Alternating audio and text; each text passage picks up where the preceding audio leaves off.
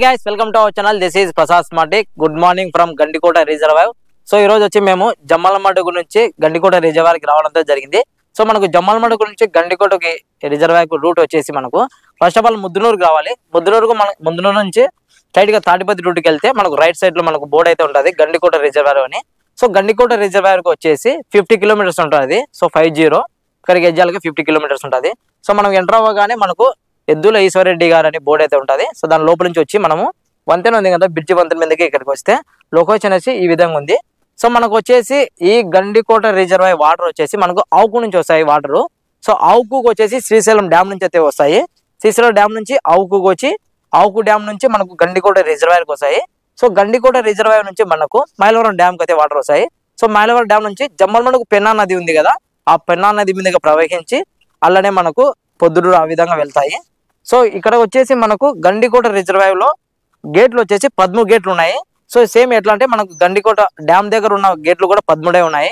So అది వచ్చేసి గండికోటకు మనకు మైలవరం డ్యామ్ కు 13 ఊళ్ళు ఉన్నాయి కాబట్టి ఆ విధంగా దానికి 13 గేట్లు ఓపెన్ చేశారు.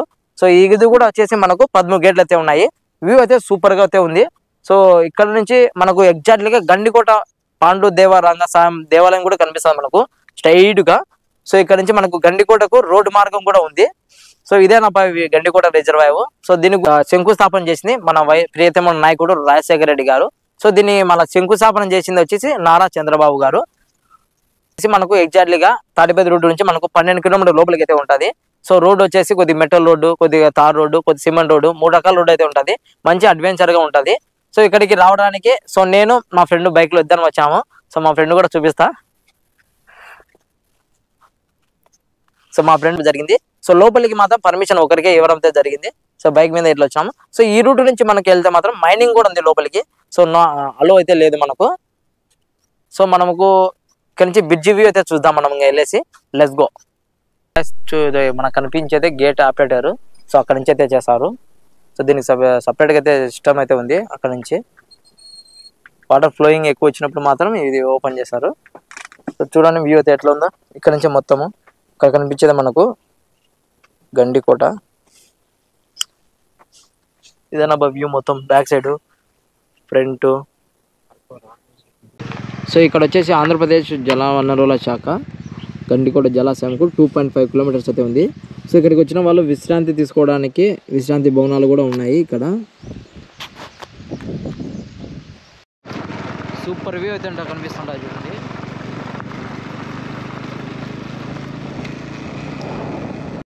Gandikota reservoir height 25 meters height dam. So దీని ఫీచర్స్ వాటర్ స్పీడ్ వచ్చేసి 109 కిలోమీటర్. ఓ బా రివర్ కిస్ట్ river up store max full water ఫుల్గా అయితే నైట్ ఫ్లోయింగ్. సో వ్యూ వచ్చేసి ఈ విధంగా ఉంటుంది. దీని మీదకి ఎవరు అలో చేయరు కానీ మనం సో పర్మిషన్ తో చేసినాము. సో చూసినాం ఇట్లా ఉంది కదా ఇట్లా నుంచి. సో ఇదే నా ఇటు మొత్తం గేట్లు అయితే ఇక్కడ ఉంటాయి. సో సూపర్ వ్యూ అయితే మనకు ఎక్సలెంట్గా ఉంటుంది. సో ఇక్కడికి వచ్చినప్పుడు ఇంతకైతే లేదు, ఇక్కడైతే ఇప్పుడు కట్టేసినారు. ఇట్లా కింద పడకుండా ఇట్లా వంగి చూడకుండా మనకు బాగుంటుంది.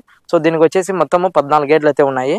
సో వాటర్ అయితే ఫుల్గా అయితే ఉన్నాయి. వాటర్ ఫ్లో అయితే ఎక్కువ ఉన్నాయి. సో గేట్లు అయితే ఏం ఎత్తలేదు. సో అట్లే ఉన్నాయి.